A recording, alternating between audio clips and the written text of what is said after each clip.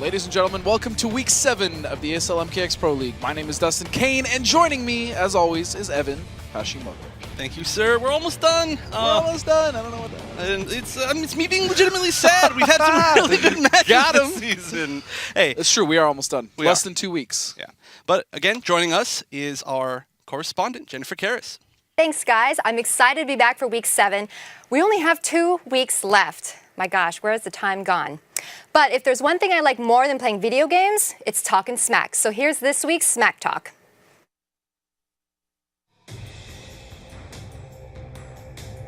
What's up, guys? It's CR Dragon here. As you all know, I'm going to be playing Yomi Slayer first round.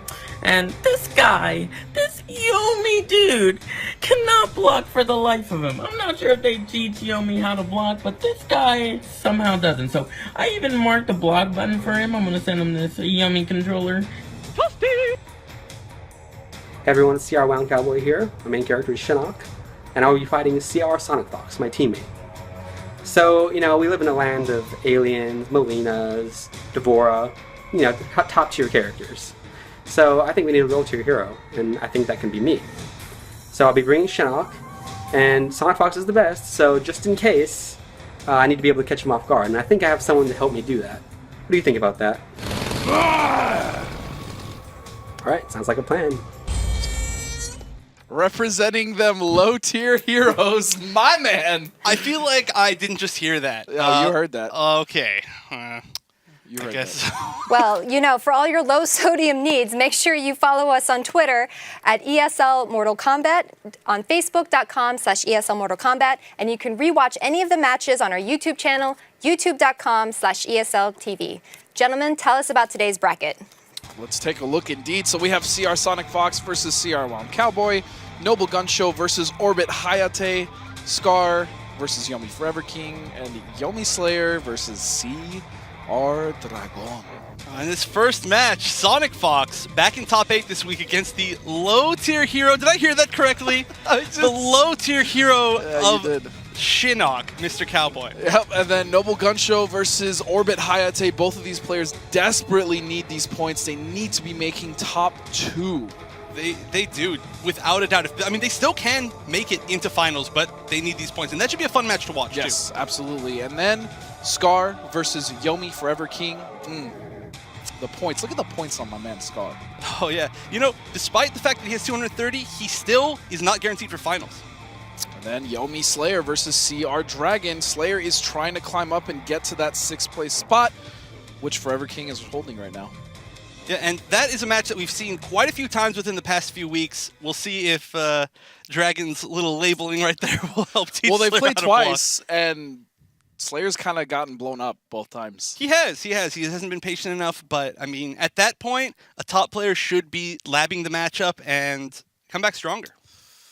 Yeah, I mean, especially in Slayer, because Slayer is the type of player to lab up. We've seen him bounce back. We've seen him defeat Sonic Fox offline. And online. And online. So, I mean, come on, man. Do it for SoCal. I know, he's got to play more solid. But he's not even from SoCal anymore. Remember that. That's right. That's right. He's It's SoCal Regional. Born and raised, in Atlanta. You know what I'm saying? Yeah, thanks, Slayer. All right, get out of here. All right, first match here, Sonic Fox versus Cowboy. This is a match that we saw so much in Season 2. Kind of the classic for Season 2. Classic indeed, but we haven't really seen this so much in Season 3. Wait, what are we seeing here? What? Oh Is my this God. A pretty this lady is for me. mirror? This is for me. Right here. All right, well, Cowboy in his Smack Talk video did say he was gonna go Leatherface, and I guess Sonic Fox is watching because this is a Leatherface mirror. Maybe that's what he meant by low tier. Maybe, but I mean, I don't really think anybody is considering Leatherface low tier right now. I could definitely be wrong about that, but Leatherface is a strong character, and this is an air chainsaw. This is my man. Let's go. What are we watching here? Is this a fighting game, or is this like, I don't even know. Okay, so this is pretty lady variation of Leatherface. This is the zoning variation of Leatherface. He has so many options to throw the saw. He can throw it low just like that. He can throw it upwards just like that. He can throw it straight. He can throw it downwards from the air. He can throw it straight from the air. He has options. Yes, a lot of options and really good combo potential right now as Sonic Fox has Cowboy in the corner. Lets off the pressure a little bit. All right, they're using that plus. Yep, EX up saw. Close the chip here, just gonna zone him out. Good choice. And that back two is a huge part of his zoning game. He does have a relatively fast, low projectile, but that back two is a very fast, far-ranged overhead. So you can't just sit there and low block all day, or you'll get clipped by that, get pushed back to full screen, and start it over. I cannot believe we are watching a pretty lady mirror. This is so weird. And another thing is Sonic Fox, he needs to get second place if Dragon is to meet him in the finals, if that's the path of this bracket, because if he doesn't, Dragon is going to pass him up on points. Yeah, Sonic Fox has to get at least tie with Dragon. If Dragon gets at least one spot higher, he'll tie. Or surpass him in points. Gotta get that first place seed. All right, Cowboy, Cowboy's winning here. Ooh, wow, he could have punished him much harder right there. Yeah. But Sonic Fox did have the meter to break, so he just went for a throw. He's probably going to just try to zone him out and chip him. Cowboy's looking to take this first game. It's going to be very tough for Sonic Fox to get in, but he does. 3 bars a meter. I'm surprised he's not using any meter. Oh, wait a second. Is this going to do it? This should kill. It is. Wow. I don't even understand how he opened him up with that. He just stopped the combo midway, did a really slow overhead that didn't even hit, and then Cowboy tried to poke a button press a button afterwards, and just got caught by the launcher. All right, throws him out of the EX projectile. This is nuts. I can't believe what I'm watching right now. The sounds that these these two terrifying men in suits just like yelling at each other. It's basically our commentary. Yeah.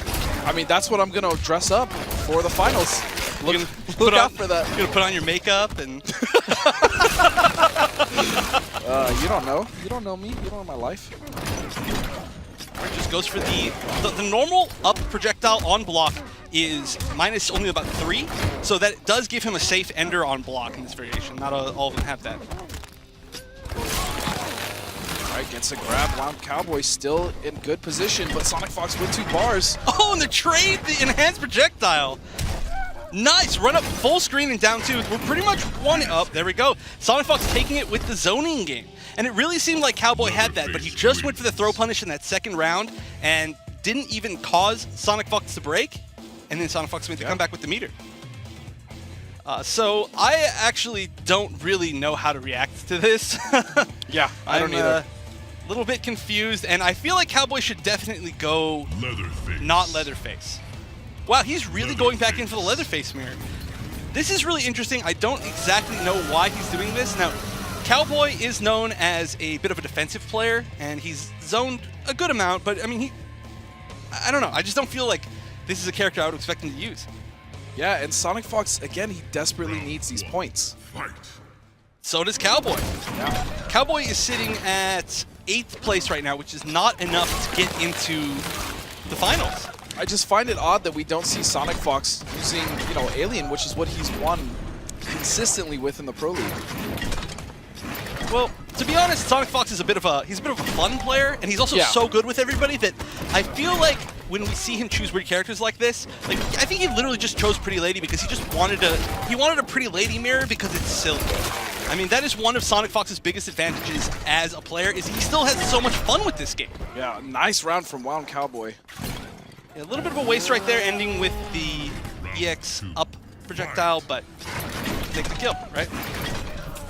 Ooh, Sonic Fox has a nice meter advantage now.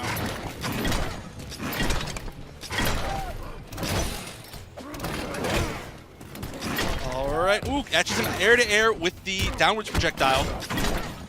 Oh, nice block on that. Now, low projectile on block is not safe. It's just very barely punishable. Throw is a good option. Could have done a forward one to punish too.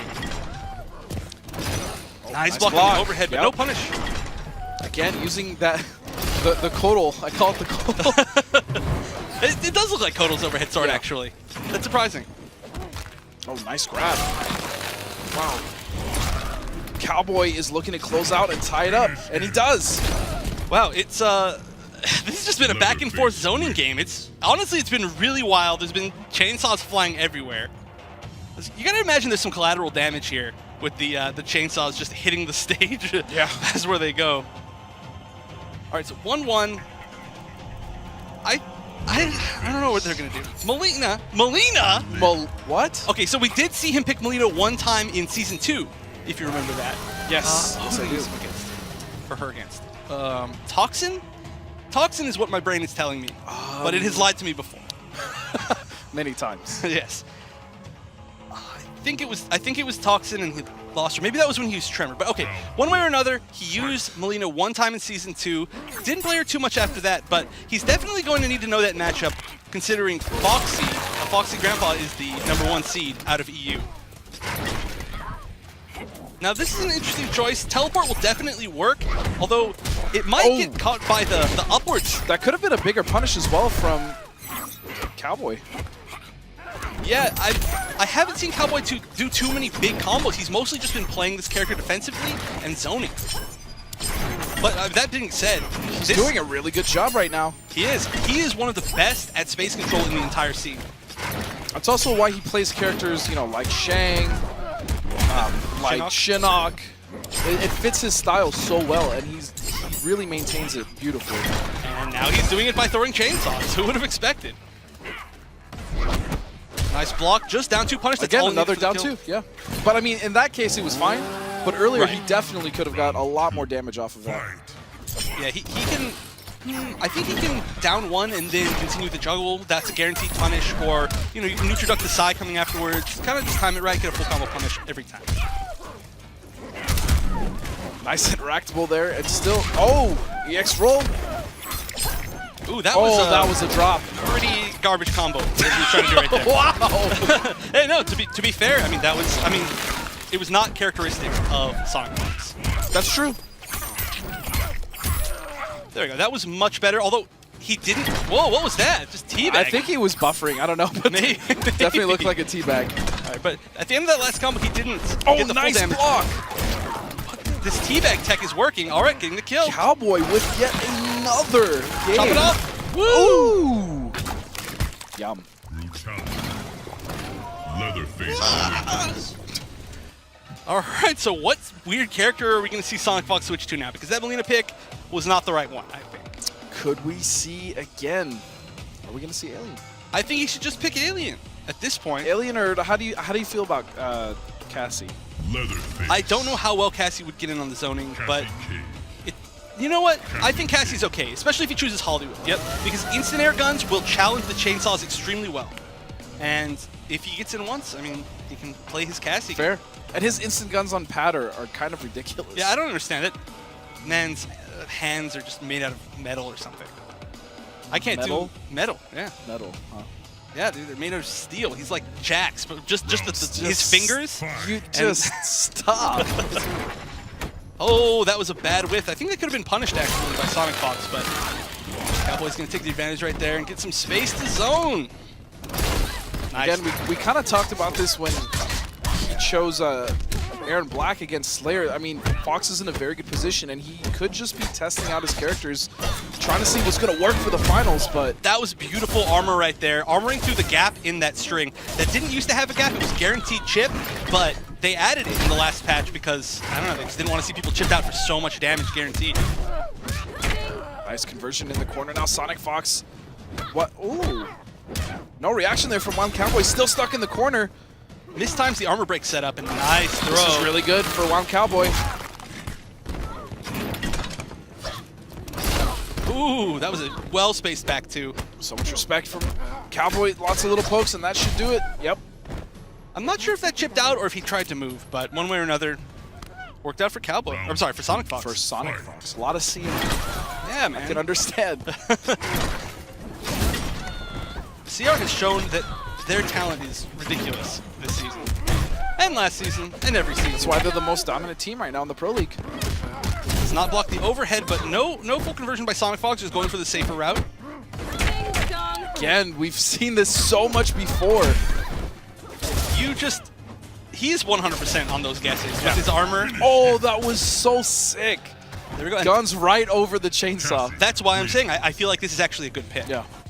I mean, it may not be in Cassie's advantage, but without a doubt, the character. This might actually be the character that he's most comfortable with right now. I agree, 100%. I He think uses her a lot. this is the character that if he's trying something and it's not working, he just goes to the back of his mind, you know what, that's the character that I'm just going to absolutely just feel comfortable, 100%. Yeah, and I feel that she fits him perfectly. actually. She's one of my favorite characters that he uses. Or I guess she is my favorite of his characters. Well, here's your other favorite character on Oh, screen. yeah. You know what I'm saying? You know what? Leather Face Little was a little bit too Shinnok. strong, so we had to go back to being a low-tier hero here. Kev, I don't know. Again, I don't know what he was referencing. I know. I'm just going to hope he was referencing Leatherface. But, all right, so they both tried out their wild stuff. We're 2 weeks. We're within the final 2 weeks before finals, so I understand it, but I'm glad that they did go back to their main characters, showing that they are serious. I mean, they do need their points. Yeah, they need, especially Cowboy. So he's at 105 points. Currently, the top 6 is at 145. So he needs to at least get. He has to at least win this match to qualify. Oh, To nice. stay in qualification spot. I like that hit confirmed there off of the jump Sparks.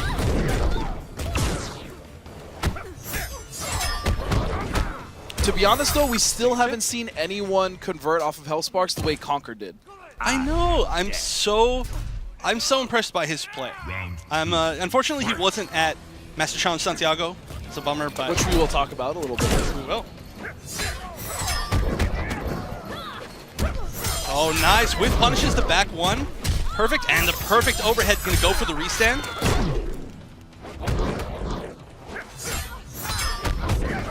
Nice, taking those plus frames. Again, I really like the spacing from Wound Cowboy. Ooh, just going for the meaty OTG right there. Trying to bait Sonic Fox to jump, I believe. And oh, one more hit Confirmed, here. One more hit. And Cowboy is going to take the first game of today. Flawless victory. So Sonic Fox again going out first round, surprisingly. That's really huge. Sonic Fox, he needed these points. He did, but I mean, Like Cowboy, he's okay. Let me explain what I mean by that. He's already qualified, 100%. But that top seed, if he gets the second seed going into the finals, that's going to mean that he is going to play EU's top seed, which is Foxy currently, much sooner than I can guarantee you he's going to want to. yeah, him versus Foxy is always a really crazy match. That was, of course, grand finals at EVO. So I'm sure he would much rather stay on the other side. And Dragon is now in a really, really good spot. If Dragon wins his first game today, he will be tied for first seed. And that will be the first time that anybody has even tied or beaten first seed ever, as far as I know. Yeah, that's kind of huge. All right, we are going to be right back. Stay tuned. Don't go anywhere.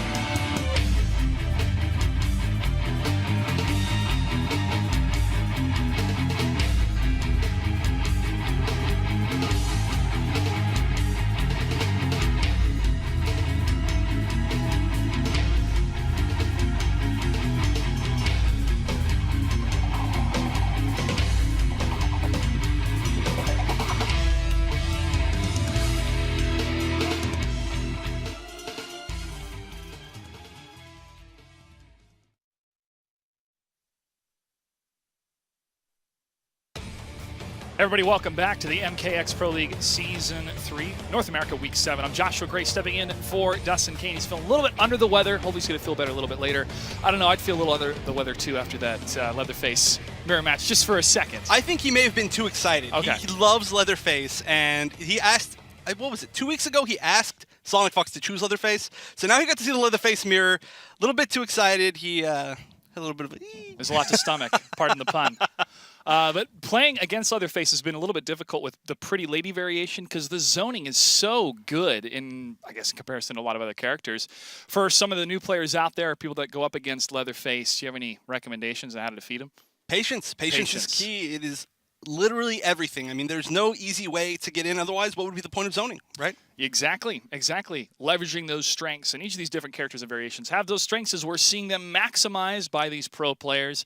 So excited for the finals just around the corner, and I'm also excited about this next matchup. Noble Gun Show versus Orbit Hayate, and Hayate has been a most impressive Takeda player we've seen this season. Oh yeah, with Ronin, a variation we very rarely get to see. He's such a fan favorite. Everybody loves watching him, especially since KIT. That was really where he really started shining. And that Ronin variation is one that you've taught me some very, very good skills and really how to throw that saber and use it as pressure. I wasn't doing it properly, and I got to see Hayate do it so well. Almost as good as you, Evan. So well. Almost. No, but here we go. You're going to get to see basically a class on this, but surprisingly enough, we're seeing Gun Show, who normally chooses Shaolin Kung Jin, choose Cutthroat Kano. This is something that I have never seen before. And that pressure from Cutthroat Kano, especially after the latest patch, has been remarkable so far. But look at that nice little play, and especially the great positioning from this Takeda Ronin played by Hayate.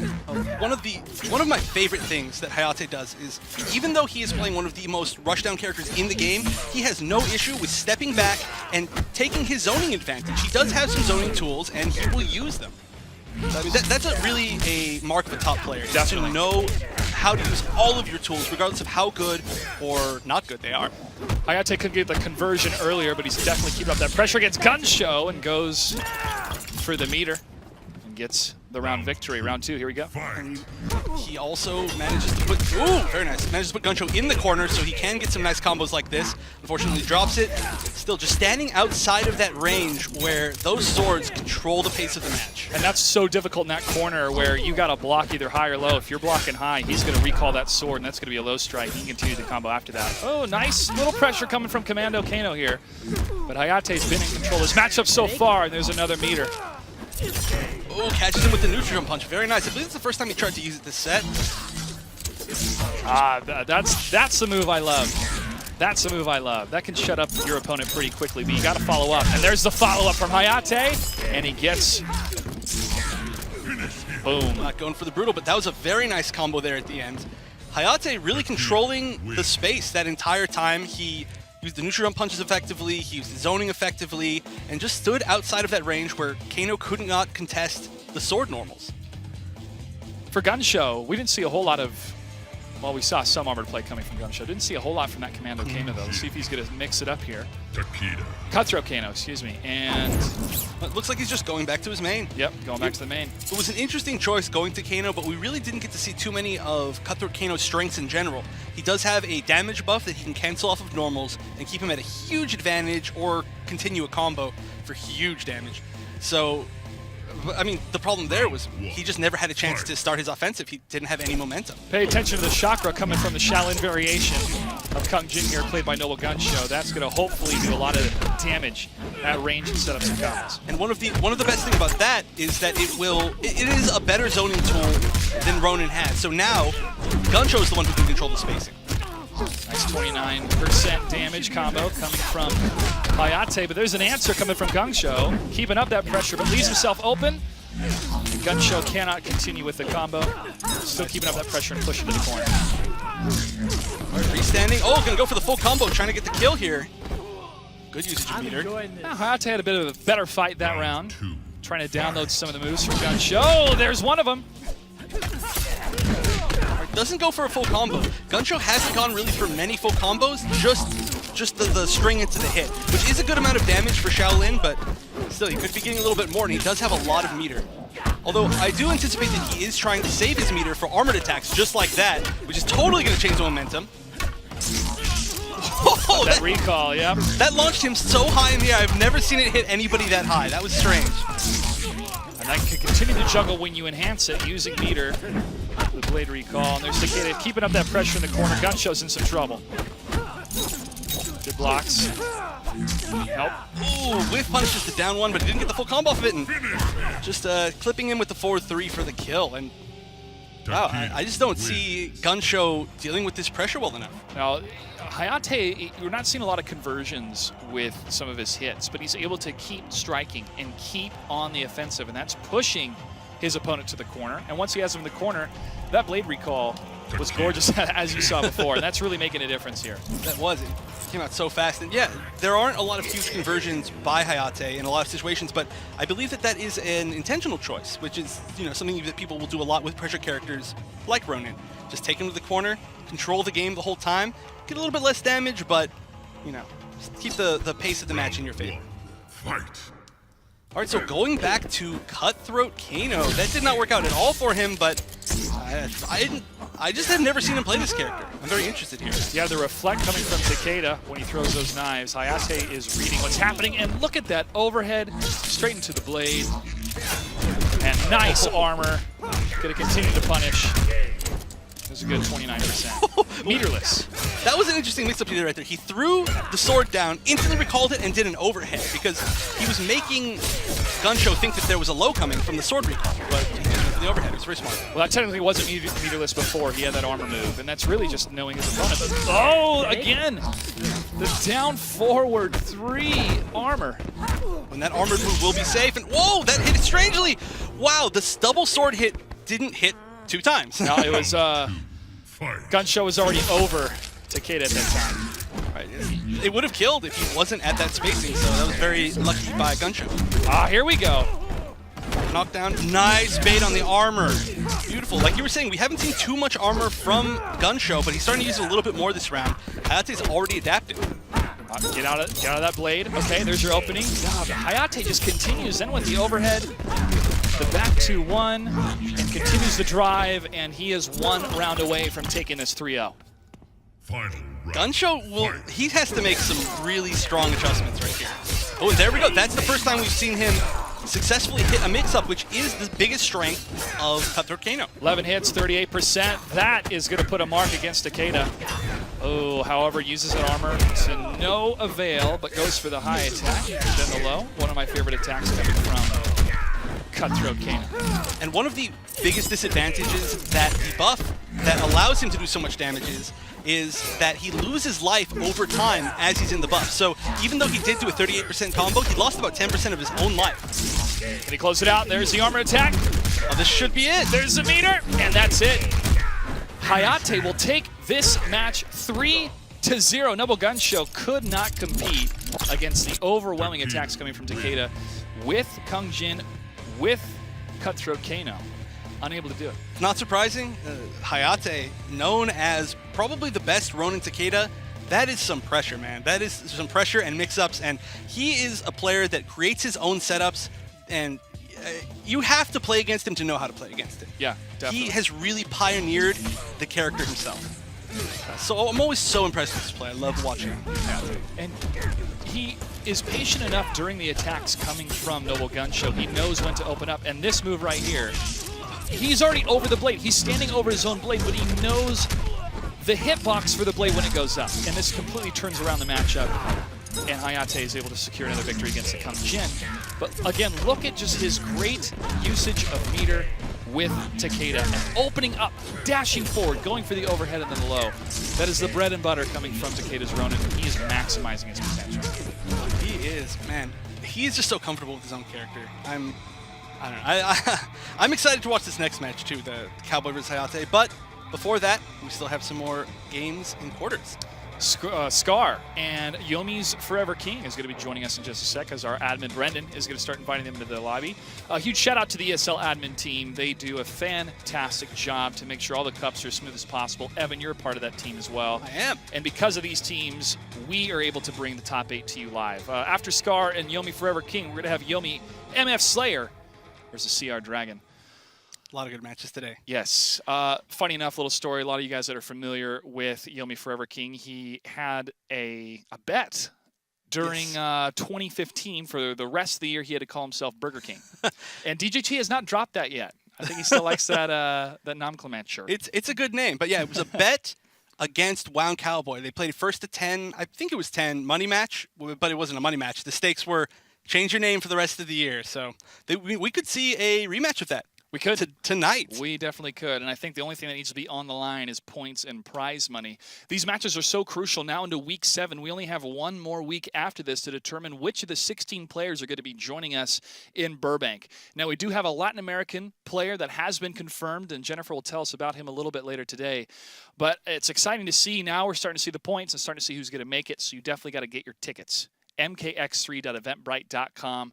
There are so many more surprises I would love to tell you right now. I would love to divulge everything, but I can't. I cannot tell you everything contractually.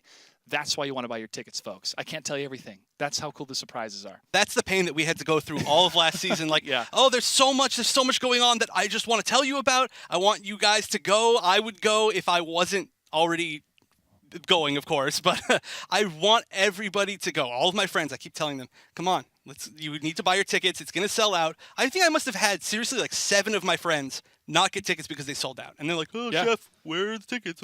I had about 12 people email me about a couple days before the event going, hey, we want to go. Sorry, it's sold out. We have max capacity. And right now, I hope you have max capacity to watch Demolition Sonya versus the Blood God, Kotal Khan, with 2 expert players, Scar and Yomi Forever King. Now, Forever King plays a lot of different characters. He has been using Kotal Khan more than most recently, and he has been making a lot of top 8s, surprisingly. I mean, early in the season, he was a little bit lackluster, but he has been so consistent recently. I think another thing, too, that a lot of players will tell you behind closed doors, but not necessarily upfront on camera, is their preference of the controller. Some people really prefer how the PS4 pad performs and is used in their hands compared to the Xbox controller. Some people feel exactly the opposite way. But for a lot of people that were wanting to compete on PS4, I think this made a difference for some of those players that are very keen to the local scene, especially Yomi and especially some of the other guys we've seen in the top 8. There we go. Now we got some movement from our players for the character selection. All right, so we are going to see Demolition, I believe it's Demolition, against War God. And this is a matchup that we saw last week where Mr. Aquaman managed to eliminate Scar. Yeah. So very hard fought, though. It was. That was a great set. I loved that. It was one of the best of the season, I'll have to say, too. Especially, again, how Scar is able to use those grenades in so many ways you never thought possible. And here we go. Opening move coming from Yomi Forever King. That's going to get some meter. Yeah, Scar is a player just like Hayate, where they have really created their character. Without them, there would be half the tech that there is out there. Sword throw and a grenade toss for the trade, but that continued pressure from Sonya Blade. Oh, nice block. Big punish. Oh no! Just did a standing 4. I think he tried to do back 1-4 maybe. I'm not sure, but no punish. Regardless, Scar's in a great position here. Nice block by Forever King. But you can only block so long. Round victory for Scar. Round 2. But don't count out Yomi Forever King just. Ooh, instant air dive kick. Oh, and this is a bad position for Scar. He has no grenades, stuck in the corner against War God. This will be tough. He does have armor here if he wants to use it. Low sweep in that overhead, causing Scar to have to mix up his blocking, but uses a special move to get out of it. And he's right back into the corner where Yomi Forever King wants him. Ooh, trading the air-to-air. Both of these characters have some of the best jump attacks in the game. They stretch those arms out as far as they can. Trying to grab that hit. And Forever King, strong round this time. Yep, strength of that behemoth in the corner. Sonya's got to get out of there. Scar's got to get out of there. And he's trying. Ooh, deep jump kick. That was strange looking. Yeah, that was sat on her head. He waited for a while for that one, but he got it. There's the grenades. And Scar is infamous for using the enhanced grenade reload, the one that drops all 3 grenades at once. He just loves that move. That is, he uses that more than he uses normal. Ooh, in the air. Can Scar convert this? Nope, there's a breaker coming from Yomi's Forever King. He blocks the grenades. Sonya now trying to put him in the corner and puts up the pressure. More stun grenades, reloads, continues the onslaught, drops, and now this is going to be victory. Yeah, Forever King just trying to score him out of that pressure, but the timing from Scar was just so tight that you can't just jump out. You're going to get clipped by something. When you see those grenades going down and you're just being blown up across the stage. Do you backdash after? Do you block when you wake up? Do you use a wake-up attack? How many options run through your mind when you're in that scenario? Generally, I just pray. No, there are tons of options. It's a huge mind game. He has... Okay, so the main mind game is that he has the chance to blow them up early or late, so you can either jump out, but then you'll get hit by the early one. You could backdash out, but you get hit by the early one. You can block, but then the late one will allow him to have advantage. It's something you really need to lab. And oh wow, Alien. Alien choice coming from Yomi Forever King. A lot of people have plenty of comments about Alien right now. We're seeing the best of the best players use him to their full advantage. Sonya putting up some good assault strikes, trying to push Alien to the corner, but Forever King's got an agenda of his own, using that acid. Now, Forever King has only used Alien one other time in a top 8 broadcast, and that was against Sonic Fox, and he was, I mean, to no offense, kind of blown up, honestly. Yeah. So I'm interested to see him use Alien against a player who is not Sonic Fox, and this is a matchup that we've seen Scar fall to many times in the past, although, again, that was Sonic Fox. As you were. Alien's definitely a character. You have to memorize the tail movements. You have to know not just the startup animation, where that tail is going to go. And once you can understand that, you really start to get how Alien works and performs, especially going against them. Here's some grenades coming from Scar. 27% on that combo, and he's going to back up out of that acid. Up in the air again. Great conversion by Scar, taking the reload. And good on Scar.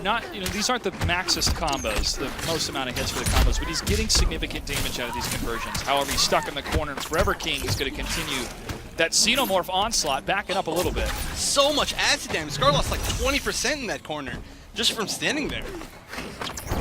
Oh, nice dive kick, but doesn't quite get the whiff punish. Oh, that hit! That barely hit. He landed on that hitbox, just barely. Nice patience by Forever King not to get opened up by the enhanced reload. And we're going to be at just about chip life here. Scar getting that grenade load. Uses the grenades from behind to push, but Yomi Forever King is up in the air and gets the hit. This is that balance on Demolition Sonya, relying too much on the grenades, but Scar, being so good as he is adapting to Alien's play coming from Yomi Forever King. And this is a bad spot for Scar. Nice down pokes and does not get thrown. That throw would have done about 20% because he was standing in the acid. Scar has a chance right here to take the momentum back. Free reload. Nice. Oh! Look at that air mix-up, just having Yomi Forever King guess on which side he's going to be, but that acid is going to continue to eat away at Sonya. Scar's in a tough place. Oh, but here we go. And we do have X-Ray from Scar. Let's see if he uses it. Oh, he's baited it! The respect, the low block, and that is all 3 meters. A full stick of butter, as our friend Cameron says, that is wasted from Scar. And that's a round victory coming from Yomi Forever King, tied up 1-1.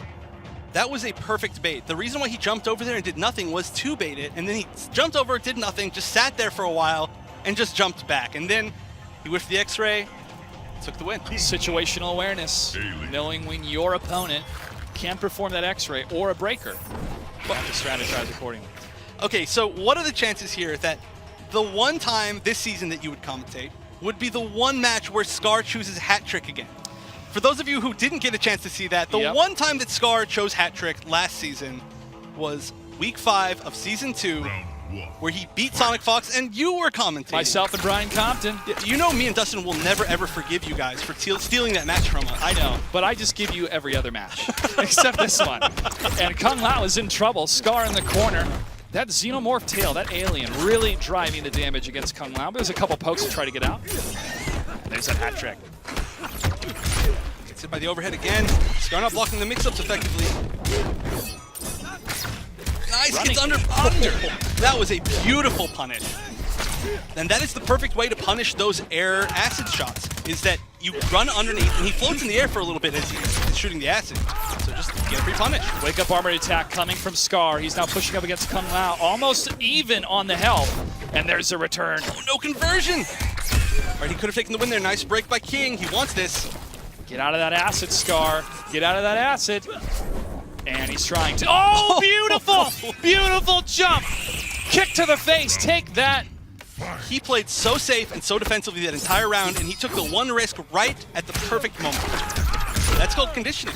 Make your opponent think that you're going to play in one way and just do the opposite thing right when it counts. It makes these players the best in the world. There's a wake-up attack coming from Kung Lao, or a spin at least.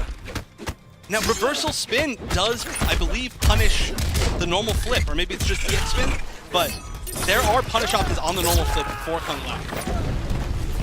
Armor attack causing the statues in the corner to crumble, exactly what the Xenomorphs want. Destabilization of the civilization. Ooh, we're going to see some pressure. Hat calls back, but Alien had already moved. Oh, he can't get a full conversion because his hat was off. That hat trick, though, he's going to need it. Oh, he blocks. He ducks right under the kick. Nice blocking by Forever King. We're chip life here from either player, and the throw will take it. Scar again going to hat trick in a situation where his absolutely dominant main isn't working. So this is definitely the stars are aligned, trick up Evan. his sleeve. The stars are aligned. It's something to do with me sitting at the desk and Scar switching a hat trick. I think Scar really wants you to see hat trick for some reason. Possibly. Kung Lao is a phenomenal character. Maybe it's a sign you need to learn this character. Maybe.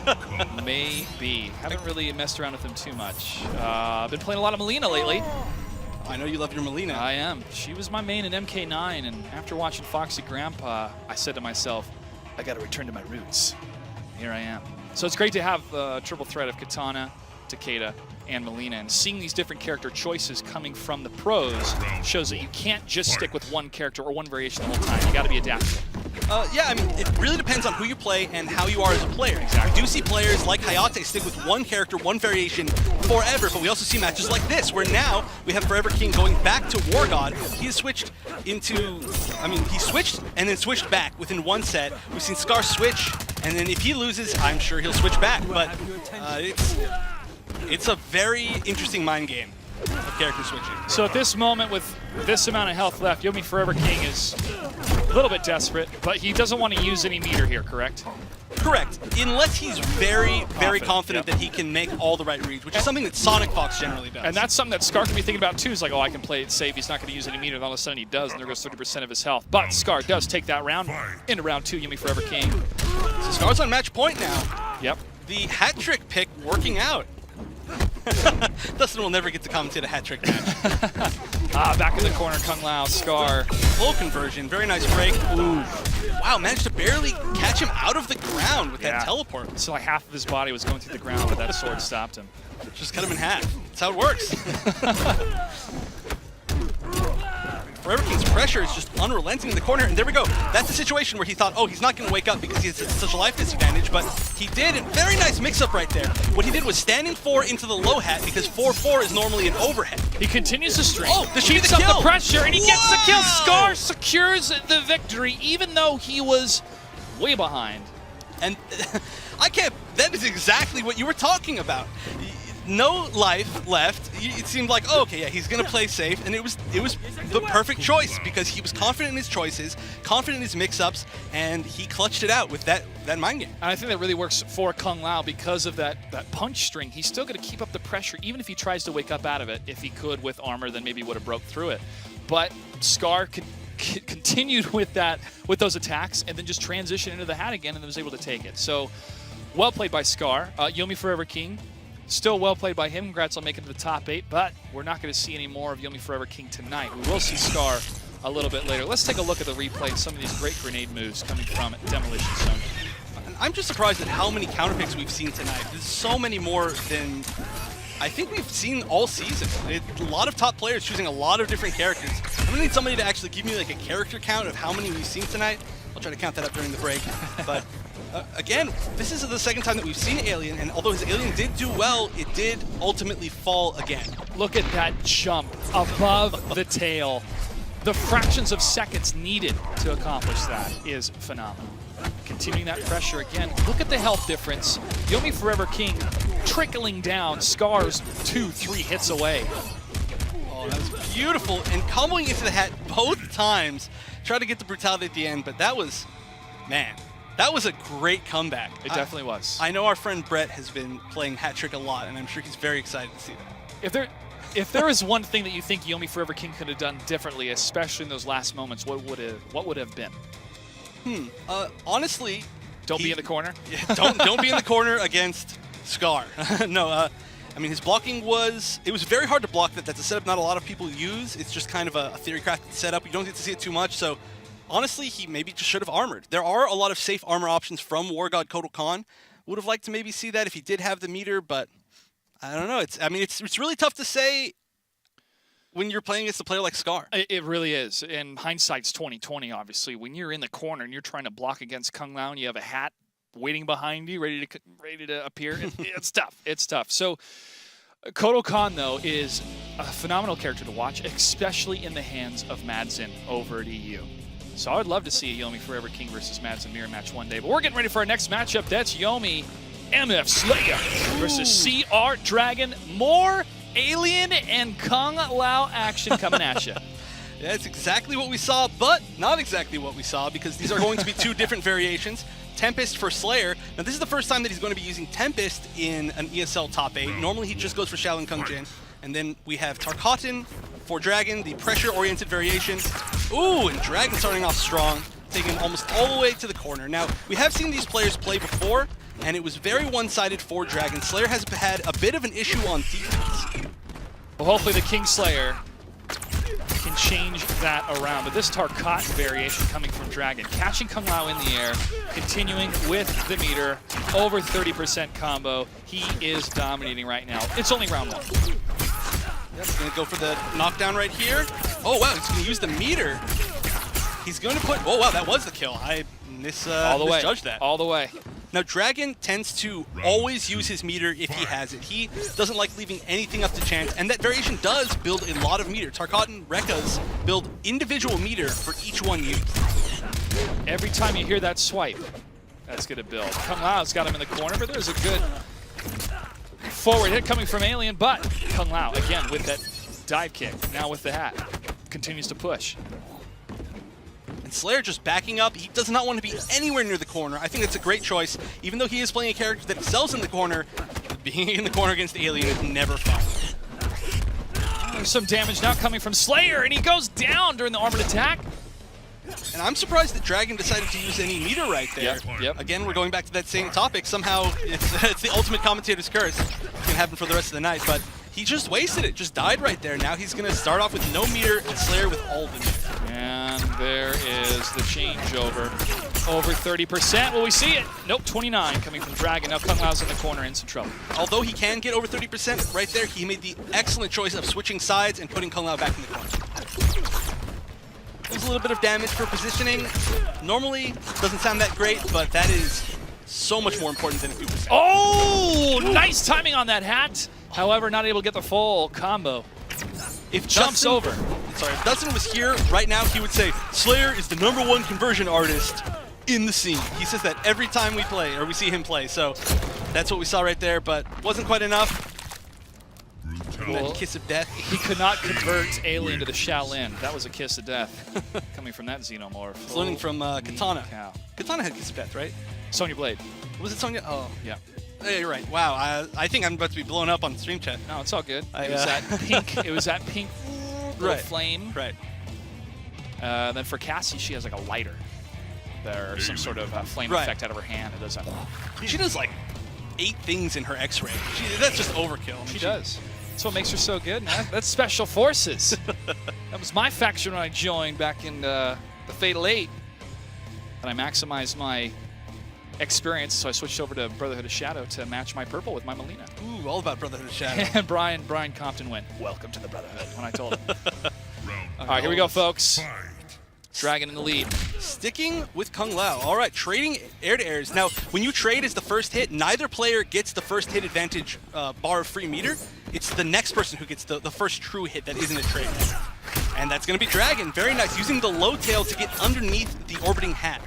And as you mentioned before, using that meter, even at the beginning, to get that extra damage. And there's going to be over 34%. He's going to keep up the pressure, but Kung Lao has an answer to that. It's called a wake-up attack. He's able to sprinkle some damage.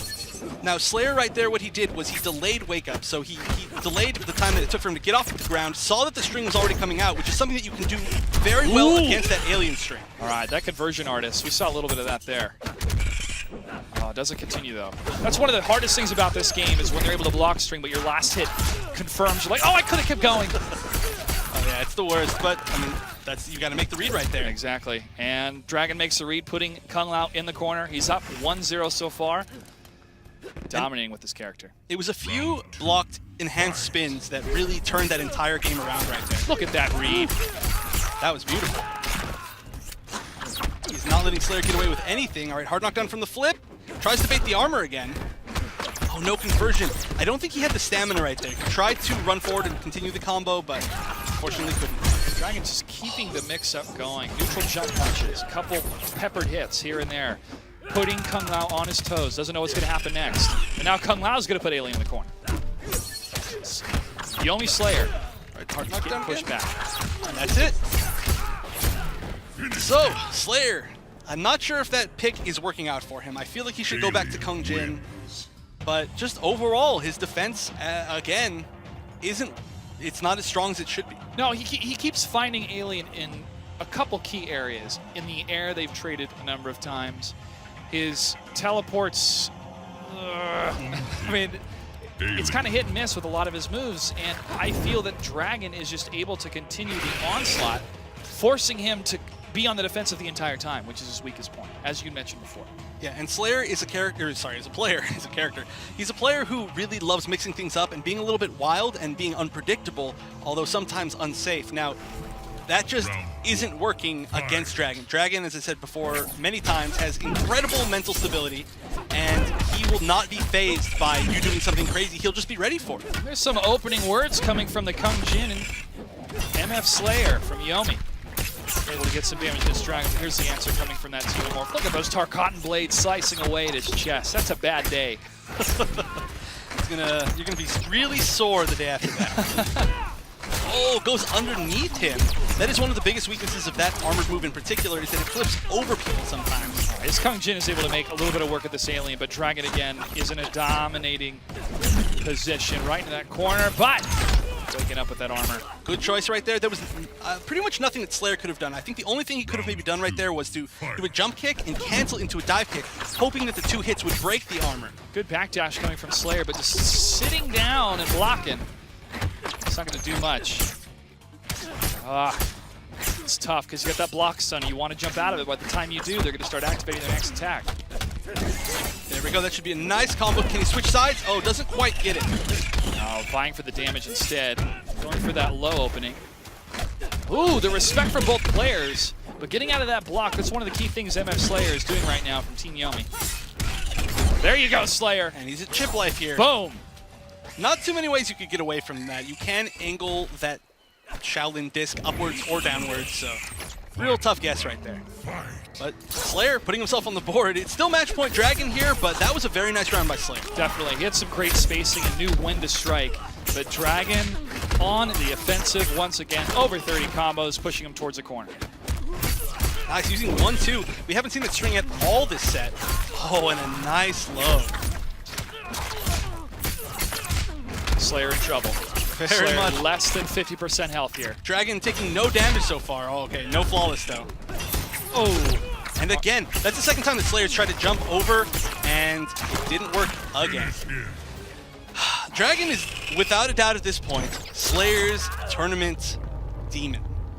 If sometimes you have a person in tournament who you just cannot deal with, and they beat you every time you run into them, and for Slayer, that person is Dragon.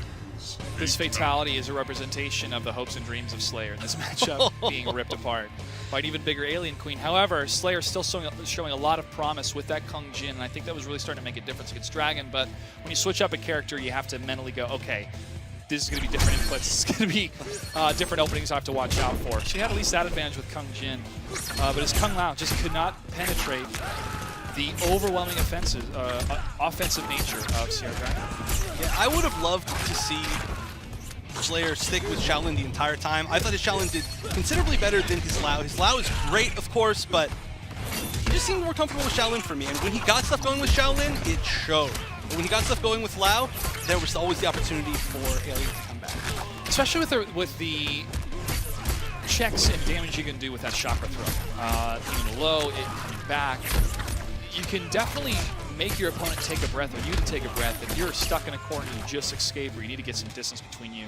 And I think that does help, but the same could help also for that coming from Kung Lao. There we have going into the semifinals, CR Wound Cowboy, Orbit Hayate, and Scar versus CR Dragon. That looks like an excellent semifinals for week 7.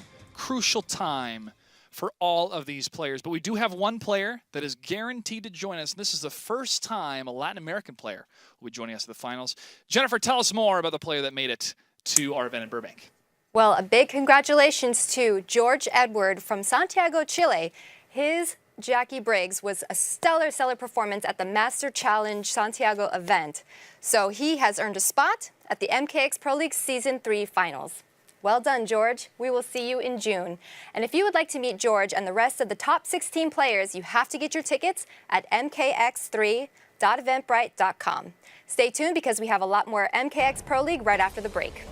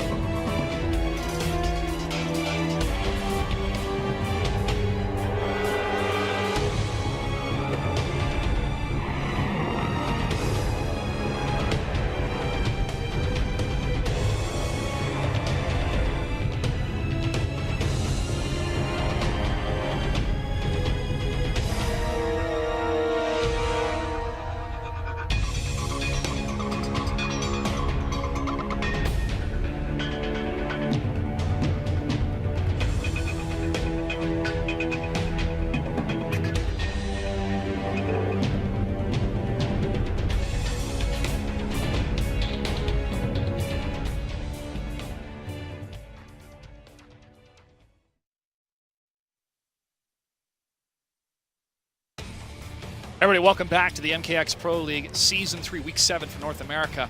I'm Joshua Gray, joined by Evan Hashimoto, a.k.a. Wonder Chef, a.k.a.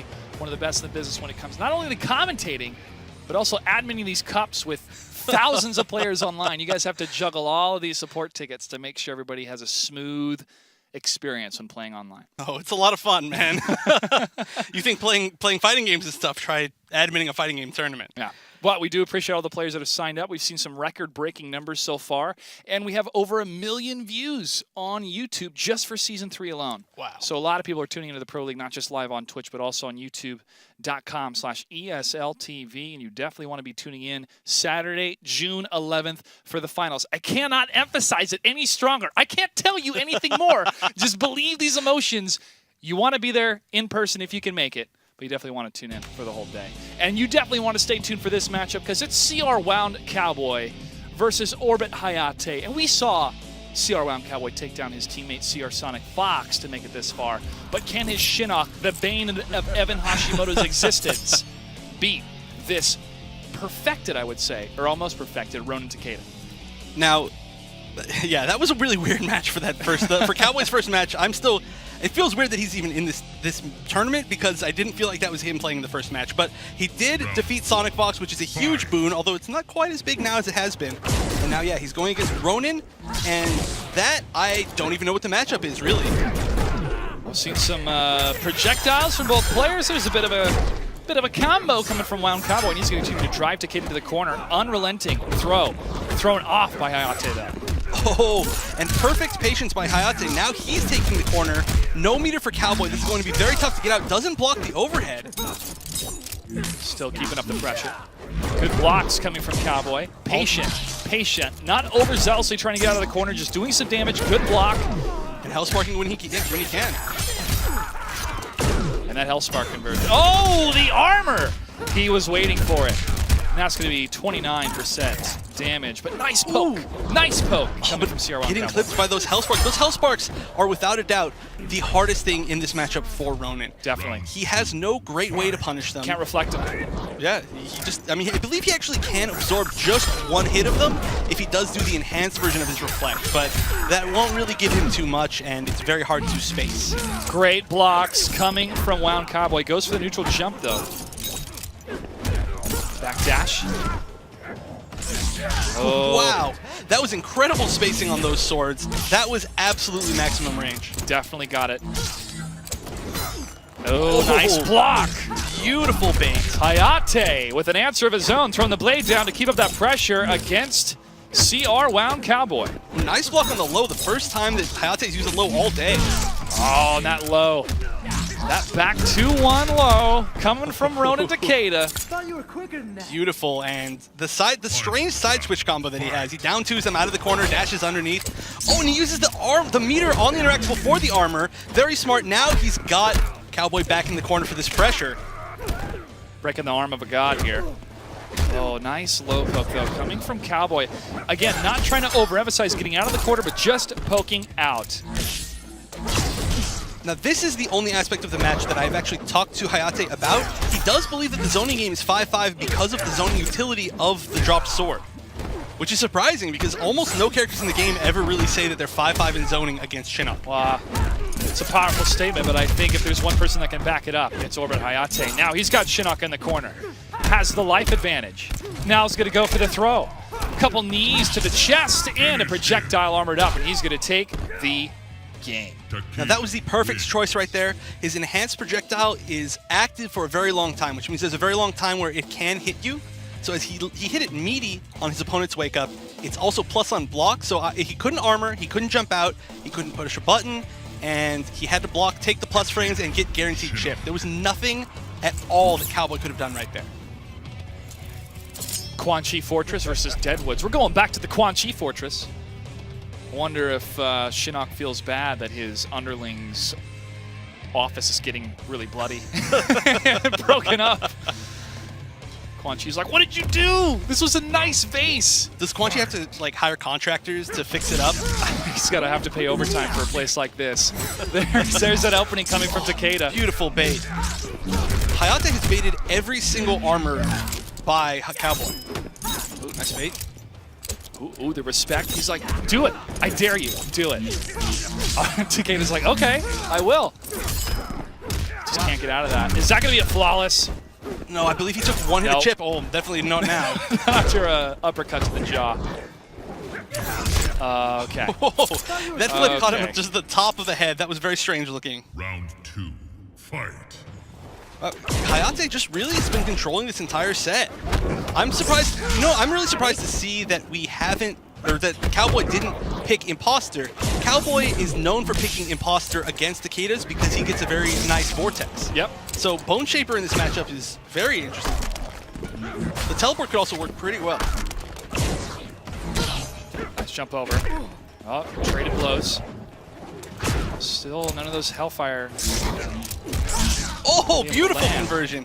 That right there was incredible knowledge to know that he could actually get a conversion off of that low recall. I did not realize that you could right there, but Hayate is the best at his character for a reason. Yep.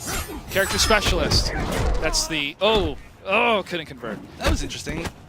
Very That low sweep. like that was dropped like really heavily for how easy that conversion was. Yeah. He just didn't do anything. I think it's the spacing. He's really being mindful of his spacing against Takeda right now. Oh, because of that. That's why. Oh no, conversion off of that. Block it. Oh, beautiful throw. Now this should be guaranteed chip here. Can he do it? Oh, the wake-up armor dash from Shinnok is Takeda blown away. win.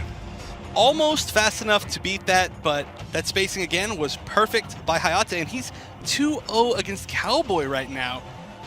Cowboy is juggling his spacing and trying to continue his combos, and that's, I believe, why we saw a couple drop combos, because he was just a couple pixels away from landing a couple of those hits. Wow, we're seeing him stick with Bone Shaper. He's not even going to try Imposter. Here we go to the Lin Kuei Temple now. Finally getting out of the... You can hide all the blood with the snow. Be just fine. All right, so Cowboy, overall here, he needs to, I think we should start seeing him maybe backdash more, maybe jump back a little bit more, but he's just not getting out of the pressure correctly at this moment. How about we open with a throw? It works. Yeah. That overhead from Takeda. There's a continuation of that combo. Nice jump! Look at that. Read does not continue, and there's a conversion coming from Wound Cowboy. He's going to push Takeda in the corner. And again, Hayate continuing to bait every single armor move in the entire set. Plus frames there. Oh, beautiful choice of armor again. I think he's actually baited every armor from Cowboy and hit every of his own armor. It's one of his perfected moves. It works so well. There's a continued pressure from some projectiles. Nice anti-air by Cowboy. Oh, watch out. Watch out. There you go. There you go, Wound Cowboy. Nice block. Fight. Nice usage of Hellsparks. Hellsparks cover so many different situations that you can't really go wrong with them. Using a bar for the easy conversion off of the overhead. He's going to give him 30%. He's going to poke low, though. Good blocks. All right, that sword is still down. He does not have his sword moves without his sword, but there we go, brings it back. That recall, then bringing it back with the meter. Brings him 31% damage to that combo, but he trades. It's just such a great reset ability. That down forward 3 that does, especially when it's armored. Ooh, and one more hit here. Wow, that was so close to not reaching. And that Hellspark, that second Hellspark was coming. The first one came out of the ground, second one not quite. So that was frames away from being an entirely different situation. Match point for Hayate. Oh, there was an opening. However, the block was too fast. And that flip is great at dealing with those Hellsparks, so that was a great choice by Hayate right there. I'm glad we're starting to see him use it more. Yeah, punishing that uppercut from Wound Cowboy with that neutral jump punch. And again, baiting the armor. He is literally at 100% on baiting armor so far. Neutral jump punch again. That's going to take us to 40. 42% on that combo. This could be curtains for CR Wound Cowboy. And the normal scoop. That was an interesting choice. Another normal scoop. A little bit desperate, but that's going to be it for Cowboy. Hayate with that's a surprisingly dominating set. Oh, what is this? Wow. Disrespect. Blade throws, recalls, Takeda. and some fast ducking, as people like to call that by another word in Twitch chat. Yeah. Dominating performance coming from Hayate. I think Hayate could maybe take the entire series if he goes up against Dragon. I think it's going to be his biggest obstacle really to make it all the way through. But Dragon's biggest obstacle right now is going to be Scar as we get that match underway. Let's take a look at this replay of it. Breakdown for us. The perfection, near perfection we saw from Takeda. And it was just, everything was perfect. His spacing was great. His reads on armor were at 100%. His reads on blocking armor 100%. His pressure was perfect. There really isn't too much else that I can say. His spacing was perfect. His meaties on Wake Up to prevent the armor and prevent the comeback from Cowboy. All of it were great. Cowboy had some really good zoning going, but one time that Hayate gets in and it's pretty much over. You can do so much and continue with the momentum when you are able to read your opponent's wake-up attacks or to anticipate them. When he jumped to the neutral jump punch, that was another easy 20+% damage he's going to do from that combo. And that can be so debilitating to the morale of your opponent when you're like, here I go! Oh, that didn't work either. There goes another 30%. Especially if you put them into that situation, bait the armor, and then it puts them right back into the same situation. And you've already wasted that meter as well. Well, Hayate is going to join us in the finals in just a little bit. Scar and CR Dragon, we're getting that match loaded up right now in our semifinals. I want to hear from our meme team. I want people to use that hashtag MKX Pro League. We had some awesome memes over these last couple weeks. Who's going to take it? Do you think Scar and his Demolition Sonya or Hat Trick Kung Lao can defeat this alien, terrifying dominance of CR Dragon? I want to hear from you on Twitter. Use that hashtag MKX Pro League. Scar and Dragon, according to our producer, Brett Beeling, the man, the myth, the legend, the professor, have never faced each other in a Pro League match. Wow, that's surprising, actually. Two players that have done extremely well. I actually had somebody in Twitch chat earlier today tell me, why don't you guys talk about how consistent Scar is? Because Scar is extremely consistent. So there you go, I said it. Done. Check mark. Yep. Scar, one of the most consistent players over the past 3 seasons, really. Definitely, and one of the nicest guys I would say I've met, representing Texas well, representing Sonya players from around the world very well, and a stand-up guy, classy gentleman. Hopefully he can continue and be able to qualify to make it to the finals. And here we go. Oh, immediately going hat trick. Now, that makes sense to me because we did just see him lose to Forever King's alien with Sonya, going to hat trick, and hat trick worked out for him. So it looks like Scar's just going to stick with it. Now, let's see if Dragon has experience in that matchup. A nice punish on the EX overhead flip. Keeping up that pressure. Oh, going for the low. Knocking over Zealous. There's the opening he's looking for. Oh no, drops the combo. And dropping the combo will not only lose him damage, but it'll take away the ability to set up a hat. Oh, man. Nice. Nice use of meter, and he can't get out of that. Oh, and a beautiful bait out of that corner. Oh, and Dragon's going acidic. Wow, I didn't even realize that. Well, as soon as in that corner he threw to the acid, that was it for Scar. But Scar's got to get out of there. And this is the first time that we've ever seen Dragon use acidic on a broadcast. He has been using Tarkatan every single time. So acidic, interesting choice. It's really to punish some of the placement that Kung Lao could use, that spacing, or just punish that corner. Oh, no follow-up right there. Just going to knock him far away and try to zone. He's got that 17. He's going to go for 17 again. More of that damage over time. It's 17, but it also adds an additional 4 to 5% of unscaled damage at the end. So there's more like 20. Dragon's got a full stick patience of butter. He's not going to need it, though. Oh, he uses a little bit. Uses a little bit. Hey, you got to use it to take that win. No point in saving it if you can just win. Exactly. You're not going to carry over your meter into the next.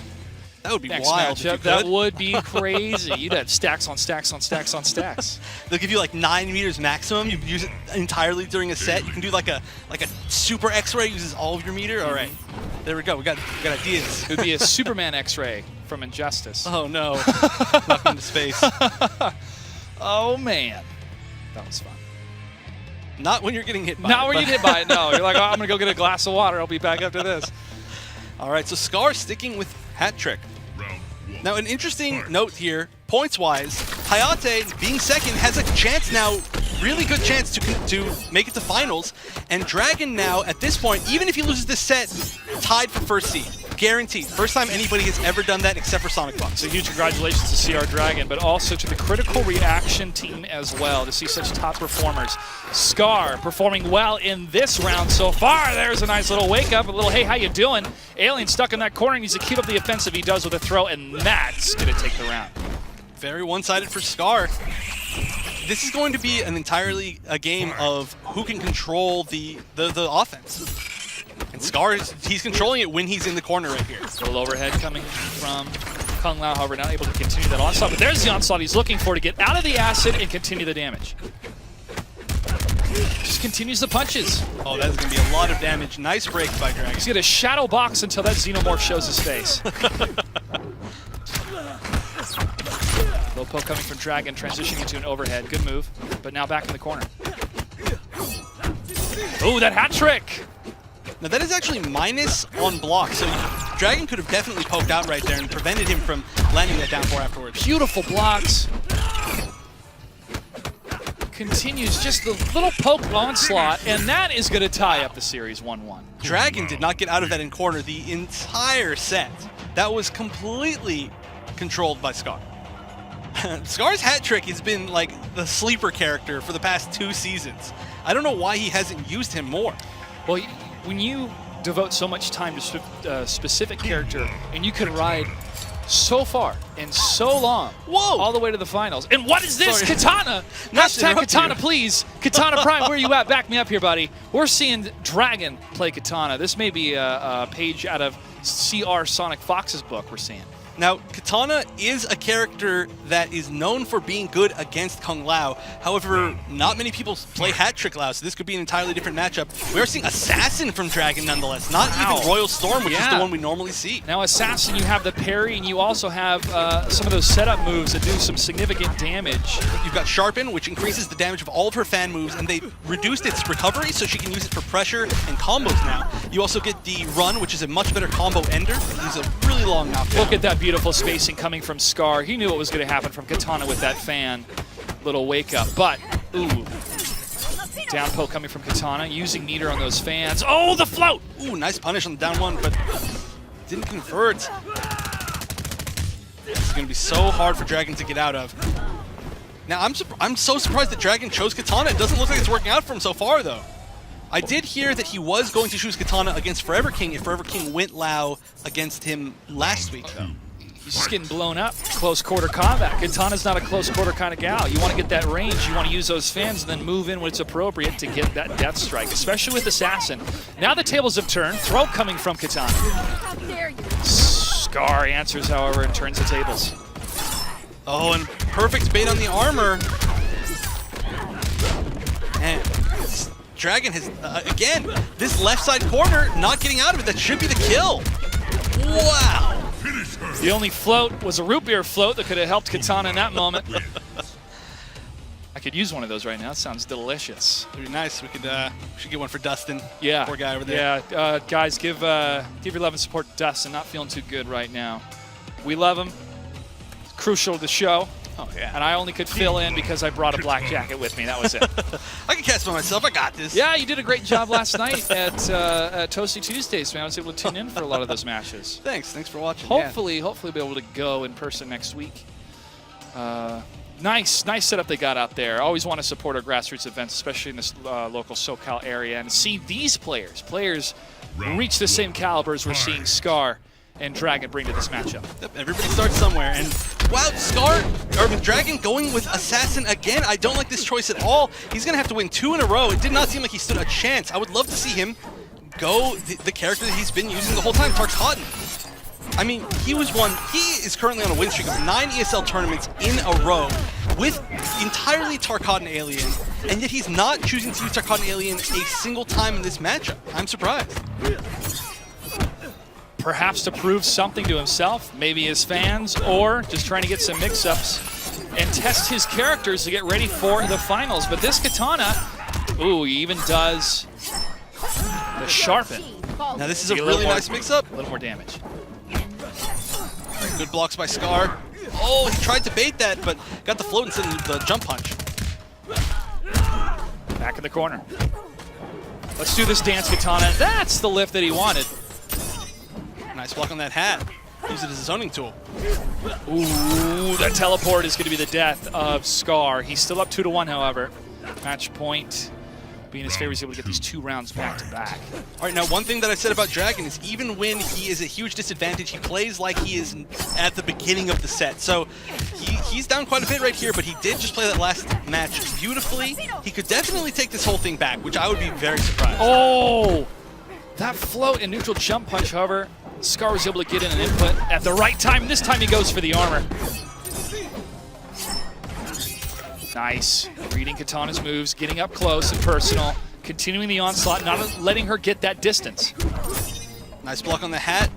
That down 4 into the hat will not combo. You cannot combo from down 4s in this game, unless it's jump. Nice reversal. Nice backdash. Oh, he was open, but he blocked just in time.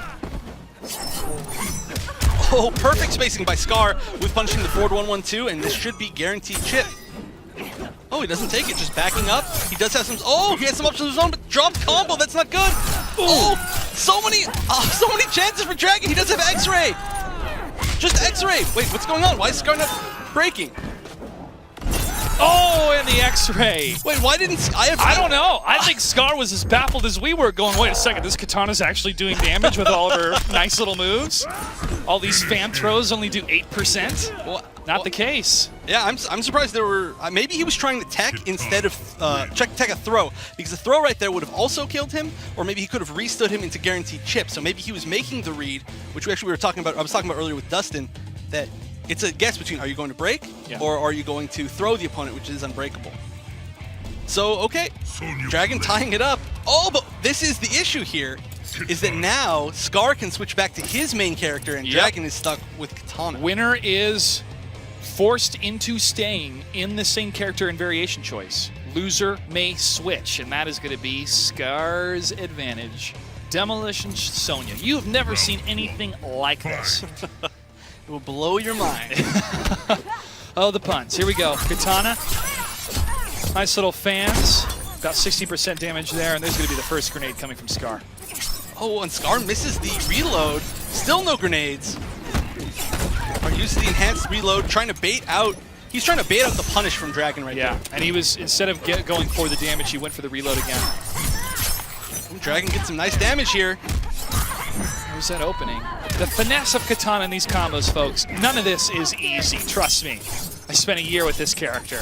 She has some of the most complicated combos, but they're extremely fun. Yes, and they look amazing. Katana is, to me, her moves are some of the most gorgeous looking moves for design, for character placement, and also for Scar's loss.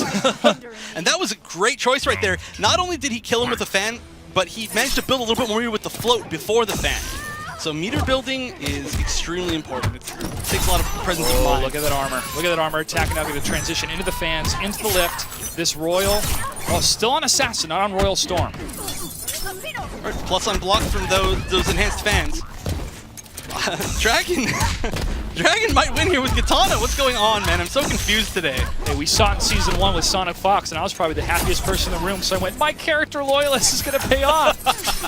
But this Katana, just continuing that onslaught with the fans, gets out of the throw. Scar, however, is going, I'm not going to have any of this. Let me get that reload. Scar just being patient, but oh no, getting caught by the fan, but no conversion from Dragon. He could run up all the way, at least make Scar break. And that should be bad. No conversion again.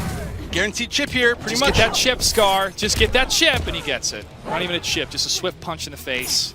Here we go, match point. CR Dragon versus Scar. Who's going to move on and face Hayate in the finals? Oh, and a beautiful dive kick to start it off. Dragon now losing the overhead option of the X-Ray, which is so good. Oh, uses the counter, but doesn't work. Oh, that grenade actually got Katana, and that will get the reload for Scar, and he's going to enjoy this. He's going to enjoy this. Well, this is looking very, very bad for Dragon. Dragon breaking a second time this set, or this round, I mean. Oh, he has a chance here. As soon as Katana gets you in the air, she's going to do at least 20% damage, almost 26% on that one. Oh no, no full conversion. That could have been the kill, but... Corner, more grenades. Scar going for that front 1-1. Nice, just down twos out of the pressure. Not going to catch the backdash. We are near guaranteed chip life here. And that's Scar down twoing to stop the win streak from CR Dragon. CR Dragon will not win 10 in a row. and he gives it away using Katana, not even the character that we've seen him use most. Very surprising, but regardless, his Katana did very, very well. I'm surprised that a player who is so offense-based, such as Dragon, is able to switch his style up and play defensively with a character like Katana. A lot of people will be asking, where are my Dragons? Well, he's going to be in the finals, folks, so you can definitely find one of them. I really appreciate, though, that CR Dragon was able to bring Katana to the forefront again, because we did see Sonic Fox use this character in Season 1. The adaptability, however, of Katana is her spacing, is using those fans as much as she can, and Scar was having nothing of it, but only after he had switched to Demolition Sonic. The Katana choice, it did work out much better than I thought it would, but that's the problem with counterpicking, is if you're down a game, that means you are committing. You have to commit, you have to play that character for the rest of the set, and then it allows your opponent to counterpick back. Well, that X-ray was almost worth it, though. It's one of my favorite X-rays to look at, because there's just so much finesse. There's so much finesse. However, the use of the continual grenade onslaught coming from Scar is what led to that victory. So well done to him. Hats off to CR Dragon. Not 10 in a row. 9 in a row, though. The 9 streak. That's more than good enough. Definitely. And that will also tie him for first seed. He is now tied with Sonic Fox for first seed. They have the exact same amount of points. Congratulations to CR Dragon and CR Sonic Fox. That means they're pretty much guaranteed to make it to the finals. But seeding is so important. That's going to determine their place in the bracket. Not only will these 16 players be joining us at the finals, however, we're going to have some amazing cosplayers. And if you saw the photos last time, you don't want to miss it. Jennifer, we were able to announce a couple, but who else is going to be joining us at this event? Well, last week we announced that we will be having Sub-Zero, Jade, Cassie Cage, and Sonya Blade as our official cosplayers for our finals event. Well, I'm happy to announce that we will have one more join us. Our European correspondent, Mo, will be joining us as none other than Katana. So, if you want to meet her and the rest of the amazing cosplayers, you have to get your tickets. So go to mkx3.eventbrite.com. Do not wait, we are almost sold out. Gentlemen, back to you at the desk. I think Jennifer, she's right. We're getting close, folks. You want to get your tickets today as soon as you can. $20 is going to get you a food ticket, and we're going to have some of the best food trucks in LA. They were really good last time. It's going to get you a t-shirt, and it's going to get you inside the after party as well. And when you're at the event, there's going to be plenty of swag, giveaways, and special guests that you do not want to miss out. So get your tickets today. We're going to get ready for the finals. I'm very excited to see who is going to be our champion for Week 7, and you're going to find out after this. Stay tuned.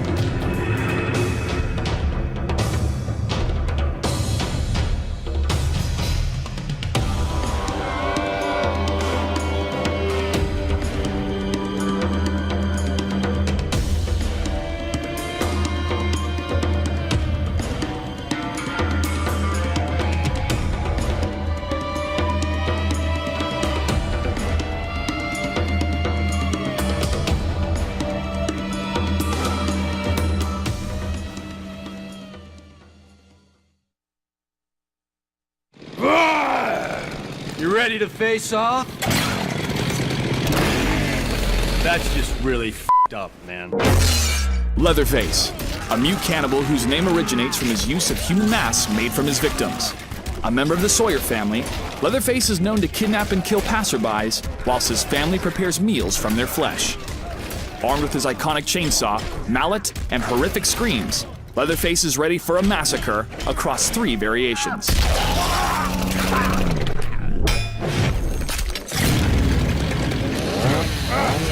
In the killer variation, Leatherface uses the Berserker stance to terrorize his foes.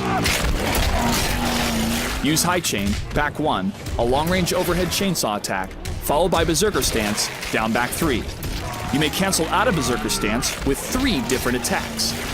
Psycho Rush will lift your opponent into the air, and can be enhanced to extend combos. Charge forward with Running Frenzy, an unblockable chainsaw swipe. Or unleash a flurry of overhead attacks with no escape.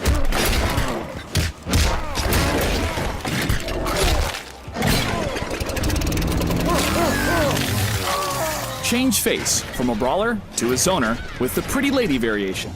Harass your enemy with quick chainsaw attacks and projectiles, forcing mistakes out of your frustrated opponent. Use Brutal Stomp, forward 3, as a close-range low opener, and follow up with Chain Sparks, back down 4, to stagger your victim. Use Saw's Family and Pleasure in Killing to launch your enemy and continue the slaughter.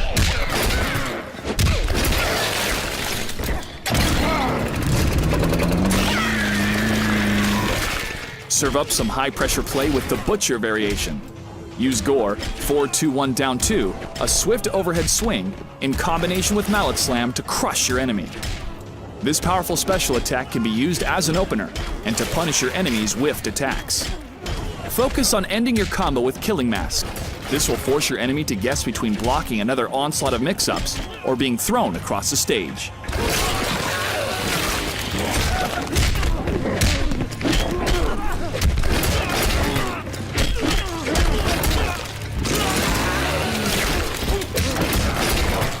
Leatherface is a versatile brawler, equipped with a menacing chainsaw for long-range attacks and a hefty mallet for barbaric strikes with a personal touch. Depending on your variation of choice, focus on the spacing of your normal attacks. While Leatherface doesn't have the fastest 50-50s, he remains a constant threat at certain distances on the stage. Set the table and dine on carnage as you stake your claim as the master of horror with an X-ray brutality.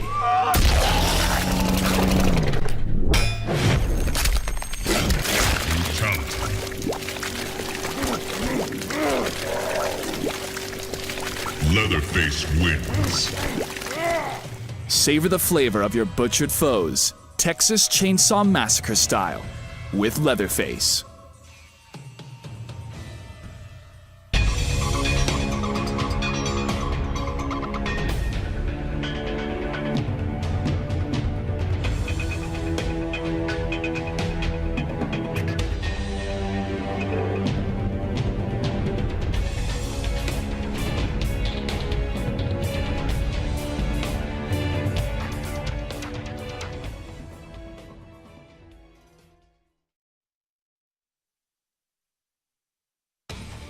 Welcome back, ladies and gents, to the MKX Pro League Season 3, Week 7 for North America. We're about ready to crown a champion for Week 7, and they're going to take home some precious points in first place, $500. Nice little chunk of change. $1,000 is at stake for our top 4. So you make it the top 4, you'll take home some money, and you can take home some prizes as well if you've been predicting all season long, well, at least all matches long for today. And we also have some cool prizes we're going to be giving away at the finals. Before we talk about the finals, let's talk about this upcoming match for this finals. Evan. Oh, man, this is going to be so interesting. This is actually the first week of the entire season that we do not have CR winning, let alone no CR players in finals. And, I mean, that just goes to show how dominant of a force they have been this season. But we get to see a real big change up here. Hayate versus Scar. A Takeda, the master of Ronin, versus the mix-up of Kung Lao. Yeah, he's just going with it. Demolition Sonya. We're going to get some Gaucho Kung Lao. Make sure to buy those skins, folks. Especially the Blue Steel, Sub-Zero, and Crimson Ermac that supports the Mortal Kombat X competitive program. Those are just cool anyway. Even if they didn't, I would buy those. But they do, so I double bought them. Yeah. Round 1. All right, so we are seeing Hat Trick. They're just immediately going in here. Now, Scar, by getting second place, did guarantee himself a spot in the finals, so there's no way that he can be knocked out. You will be seeing him in Burbank, but Hayate really, really needs these points. If he manages to win here, he will put himself in a great spot to qualify. All he needs to do is do decently well next week. So he needs to keep doing what he's doing right Exactly. now. Just keep doing what you're doing, Hayate, and you will get those precious points. Continue that pressure up against the corner. There's going to be some trades from Scar, but not enough. And look at that health difference, folks. Barely even probably 15% damage being done against Orbit Hayate. Here we go, round 2. At least he did get out of the corner, but wow, what an incredible read by Hayate on that upsword. Both used meter, but the victor out of that exchange was Hayate. Now we're back in the corner. drops the restand, but baits the armor. Hayate's showing that you cannot armor against him. He is so good on those reads. Very Sonic Fox-esque. That Kung Lao Gaucho's going to get pretty grumpy here in that corner. He's been able to do a tiny bit of damage now with that throw. Hopefully he can turn it around. Oh, that overhead from Takeda. You cannot forget how debilitating that can be as soon as it blows up, as soon as he opens you up. That is one of his main strengths, so you always have to expect the overhead. And just catching him with an unclimactic forward 1-2 for a very dominating first game of finals. Hayate. And 10 respects. Wow, our admin's going, yeah, more Ronin, please. Yeah, our admin likes Takeda, apparently. Ronin. So I think we're going to see a switch. Triborg, that is not what I expected. Are we witnessing, Evan? One of the characters that join us from Kombat Pack 2, the Twins' favorite characters, Cyrax, Sector, Smoke, and if you know the secret code, Cyber Sub-Zero. Yeah, Triborg is a character that we have seen, I want to say, the least of the DLC in the Pro League, although I could be wrong. We see Alien all the time. We see Leatherface. We've seen him a few times. Not a lot of Bo no Bo Raicho at all. No Bo Raicho, really. I forgot about him. That's how little we see him. I love Bo. And He's there. I know Brett loves Bo, too. You ever need a drink, you know where to go. All right, so Scar. Oh, okay. Beautiful. There's the smoke. There's the smoke that we've known. Now, Smoke does not have any armored wake-up attacks. He doesn't have any armor at all, but his enhanced Smoke Towards and Smoke Away are completely invincible, and invincibility is something you don't see too much in this game. That Trident is proven to be an effective transition to keep up this damage. Yeah, the best thing about Trident is that it keeps them standing. Oh, nice block. It keeps them standing to allow you to mix up your opponents more by taking just frame damage. Damn! You killed that guy with the Trident. Should lie low for a while, Brick. No, this is Triborg, folks. Oh! Through the smoke! Now, Hayate has baited 100% of armor in today's sets, but 0% of invincibility moves. He's like, hey, it's not armor, you're not going to block it. Look at it. Look at this surprise coming from Scar. Continuing the pressure in the corner. This Takeda has not experienced anything like this. Orbit Hayate is trying to figure out what to do. Wow, and he just hits that forward one a little bit later in that move's active frame so that it doesn't have the armor, and Triborg wins. wow. Scar just sent a message. Send him a smoke signal? He definitely did. He definitely did, and that said, correct, if you could read it. All right, so this is going to be a game of adaptation by Hayate. It doesn't seem like he knows the smoke matchup too well, and of course, once he gets his own stuff going, it's great. But he needs to learn how to get out of this pressure, and we'll see if he can adapt mid-set, which is something we've seen a lot from Dragon this season. We've seen a lot of that movement coming from Smoke, that smoke bomb, dropping it from the top, but also just waiting, anticipating for that overhead move from Takeda, then let me smoke past you. Smoke pass and get the punish. Starts off with the forward 3 low. All right, nice block. Uses the smoke towards to try to bait something. Oh! It's so beautiful. Just these reads coming from Scar, this character selection, this counter pick, if you will, against Ronin Takeda. Oh, he hits behind him. If the second hit of that move whiffs, which it often does, you can actually just punish it. Stand up and get a full combo. Smoke bomb again. He trades the smoke bomb with the down one, but the smoke bomb will have the advantage as far as trades go. Oh my, Hayate. Oh, throws him in the air. What you got, Takeda? What you got? I'm an advanced cybernetic organism. He's like, you got robot whips? That's nice. Yeah. Oh, man.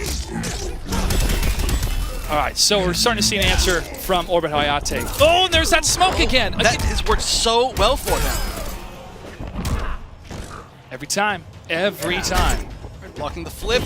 Whips the neutron punch, but no punish by Hayate. All right, taking the hard knockdown in the corner. Scar does have the meter to smoke out, just jumps away. Back in that corner, though. Good low poke. Block again, but taking the plus frames. Oh my goodness, folks. Are you witnessing this? Are you witnessing the maximization of the meter coming from Smoke right now? Scar is surprising everybody here. Oh, no full conversion off the back 2-1 because the second hit whiffs. Nice, the low's going to combo into the smoke bomb. One more hit of the vortex here. One more hit will kill. What's it going to be? Oh, he gets hit, but no full conversion. Getting the whiff, but no punish from Hayate. This should be the kill if he uses the meter. Yep. He walked right into that neutral jump punch, and he took it. Great back and forth from both these players so far. Fight. I think anybody could win this set. And have we ever seen so many crazy character picks in one broadcast before? I don't think so, Evan. I think this is record-breaking for tonight. But It look, again, easily is. that smoke transition, waiting for that overhead from Takeda, maximizing the punishment, over 20%. Back into that vortex, there's a smoke bomb, and the damage is going to continue from Scar. Even at the health advantage, he continues the onslaught. And that was a wild mix-up we saw right there. He does forward 1-3, which is a high into a low, and then he did forward 1 into the teleport, which is an overhead, mixing it up instead of the low. Very risky, but use it once a set and it'll work. Great blocks coming from Scar, but over Hayate is going to transition into the offensive position at Takeda. And Ronin takes it 42%. Oh, guess what, Robot? I got some moves of my own. I've seen Star Wars once or twice. Lightsabers work against droids very well. Indeed. Respect earned. 9. All right. Will the pick be the same from Scar? We could see something crazy here. It wouldn't even faze me anymore. All right, more Triborg, more Takeda from both players. Where's Wait he a going? second. Wait a second. I'm just going to close my eyes and let them pick, and I'll just Wait a open second. my eyes and be like, it could be anybody. Sonya Blade! Oh, but not any Sonya Blade. We've got Covert Ops Sonya Blade. I believe that he chose Sonya Ops Covert Blade because it does have the counter. She has a really, really strong counter. You spend meter for it, you can get 40% for baiting out an attack. That's that, what do they call it? Not Gaiote. Garrote? Garrote? Yeah. Garrote? I think so. Something along those We'll have lines. to check with our expert on the production line. But it's definitely very effective if you're able to execute it perfectly. Nice wake-up armor by Hayate. There it is! There it is! What's the combo? Instant dive kick. This is the Bounty Hunter version. Oh, and look at all that damage. Drops the last hit, but still 39%. That is going to make Hayate so scared to press buttons. Look at that low opening kick. Pretty effective so far. And Sonya Blade gives a nice, hey, how you doing, Takeda? Back in the corner. Fight. School's in session. Oh, Dive kicks out. Now, another scary thing about that Garrote is that it is so hard to whiff punish. As soon as she lets go of it, she recovers instantly. The only good way to deal with it is to hit her with a low. Takeda's low is very slow. yeah, it's such a fast-moving move. It's the sound effect, really. When you hear that whoosh, that wire. Yeah. Oh, in the corner combo, hard knockdown, gets a mix-up. Oh, there it is, just waiting for it. That wasn't meter, though, so it's not going to be full damage. Oh, we're going to see a strange conversion here. 4-3 for the knockdown. Smart play coming from Hayate, though. Knowing he's going to do it again. Using the meter, doesn't Oh, this should be the kill. 2, 3, 4, 5, and boom. We're going to the final game of finals in this crazy week of counter picks. And I'm going to expect no counter pick from Hayate, but again, it wouldn't surprise me at this point. I'm mentally broken here. Plenty to keep track of, Evan. Lots of notes. Same character selection, possibly. Ronin still highlighted from Hayate here. Orbit Hayate impressing us this season. I think it's almost an understatement. This is one of the cleanest Takedas I think I've ever seen. Absolutely, and Ronin, a variation we just so rarely see. And we will be sticking with Ronin going into this final game. We've got Covert Ops Sonya versus Ronin Takeda. Ooh, man. Finals for week 7. Anybody's game here between these two outstanding performers.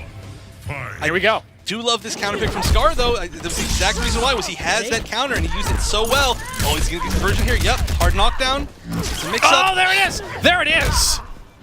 It's like he can read his mind, and Sonya is not even telekinetic. I know, he should have the advantage. He in should that. have it. Continuing that damage in the corner again. Now, one thing I would like to see is for him to throw out the low a little bit more to try and bait that counter. Oh, and there it was, actually. Oh, again, Scar is playing Orbit Hayate like a fiddle. A fiddle with blades. And that was a beautiful bait. He did the string, he went into the military stance, faking to do a mix-up, just canceled out of it and blocked to bait the armor. Scar not out of the woods yet. There we go. Tried to use that move previously, but was right over Takeda's head. All right, so Scar is on match point to win his first tournament this season. But Hayate still has a chance. Gotta feel that pressure from both players. Hayate needs these points. Scar is now guaranteed to go to the finals, but this is going to be based on positioning. He wants to get the highest seed possible in that bracket. Very nice neutral jump punch, and I totally agree with this choice here. Hayate is playing more defensively, trying to zone, not even trying to deal with her defensive options. Nice! Waiting for that move. That's going to reset the momentum a little bit, but now it's going to be back in the favor of Orbit Hayate. Beautiful punish.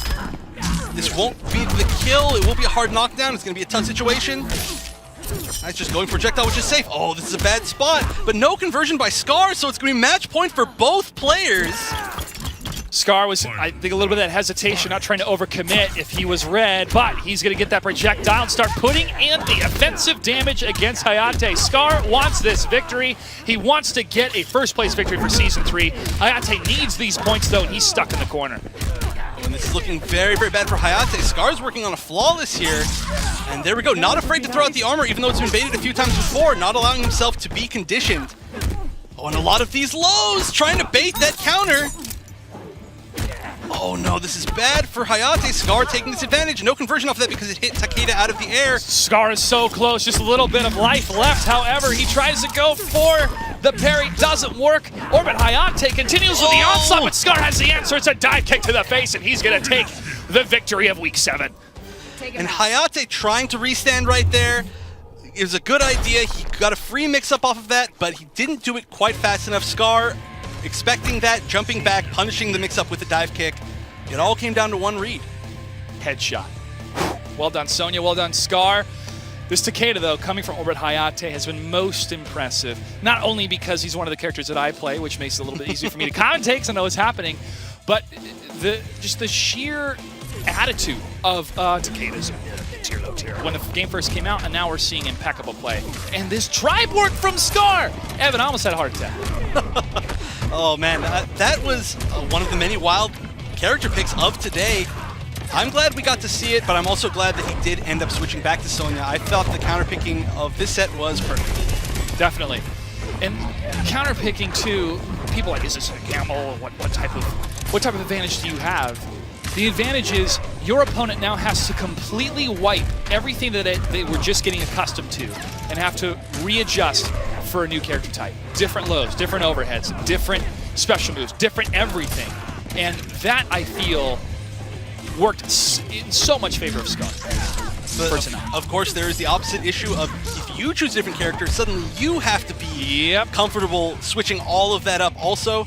You see a lot of people try to do things that the character they were using one game before could do, and they're like, wait a minute, oh no, now I'm Kung Jin! Why is he ducking so much? Scar is your victor, 3-2 against Orbit Hayate. Close finals, down to the last wire. And congratulations to all the top 8 that made it this far. There's 1 week left, folks. 1 week left, and that's next week. I believe we have one of our players standing by. We have Scar standing by. Congratulations, Scar, on taking home a victory for Week 7. How does that feel, knowing also that you've secured your spot into the finals on June 11th? Hey, man, it feels good. I was a little worried there. I thought Juan was going to get in. I don't want Juan in there. Juan cool and everything, but I'm glad Hayate got the job done. I'm glad that I secured a spot. It's a good feeling, man. All right, well, I have a question for you. Why did you decide to choose Smoke against Hayate? That was a really surprising pick, and I loved seeing it. I chose it because, well, first I went loud because I need to challenge Takeda's mobility. So I want to go loud so I can be able to move like he moved. And I think Smoke has some of the best neutral in the game. So I was like, well, let me try Smoke. And plus he's a fun character. So I just decided to pick him. Scar, what's the journey been like for you this season compared to the previous seasons, and are you happy with the position that you're in? From last season, I'm in a better position. I think I was like seventh rank in season 2. So now I'm like third place now. So it's I think I've improved this season, minus the Sonya nerfs. But that's out of your hands, though. But you definitely adapted. Final question for you, Scar. Anything you'd like to say to your fans, and any shout-outs before we say goodbye? But not, well, I should say see you later, but not goodbye. Shouts out to all my Scardinis out there. Y'all know who y'all are. And to my boy DJ T, what's good, ESL, bruh? You me DJ T, Johnny Cage A-list, and I'm about to mock CR White Boy. Hold on, let me show you how I'm about to map CR White Boy. Oh my goodness, that is flattering for DJ T. Scar, congratulations on taking week 7, and we'll hopefully see you next week if you make top 8, but if not, we'll see you at the finals, my friend. Congratulations. Thank you, man. Well, Evan, 1, awesome smoke, Tribor. 2, really good DJ T impression. I think it's one of the best. I know. What was that? You know, I'm glad we got to see DJ T here in a way without him even making top 8. That's why the Smack Talks are so crucial, guys. That's the opportunity for you, the top 8 players, to show your name, your face, and to throw some Smack Talk out there. We know Jennifer loves the Smack Talk. Jen, how's today? I love the Smack Talk. I loved all the matches today. I was so happy to see Katana because everyone's like, don't use her, use Melina, blah, blah, blah. I'm so happy. So thank you, Dragon, for using Katana. It's nice to see how she can move and what is capable of her. So I just want to reiterate, get your tickets, mkx3.eventbrite.com. We're almost sold out. We're going to have cosplayers, t-shirts, food. That's the most important thing is food because I'm always hungry. So, all right, big congrats to our winner. Thank all of you guys so much for watching. Good night, ladies and gentlemen. Take us home. I think, Jennifer, it's true. When she's not on camera, she's back snacking. Like, Jen, why'd you eat all the carrots? We're very healthy here at MKX. We do. We have carrots and celery and peanut butter. Coconut water and lots of other great things. We're going to have much more tastier food for the finals, folks. Don't worry. Yeah. We're going to have tacos and pretzels and all sorts of things. Thank you so much for tuning in today. Again, congratulations to Scar. If you want to stay tuned to all the action for MKX, make sure to follow us on Twitter at ESL Mortal Kombat, Facebook.com/ESL Mortal Kombat, and use that hashtag MKX Pro League, and you can catch all the VODs and the top 5. YouTube.com/ESL TV. On behalf of Evan Hashimoto, Dustin Kane, and the rest of the ESL crew, thanks so much for tuning in. We'll see you next time. Good night and good game.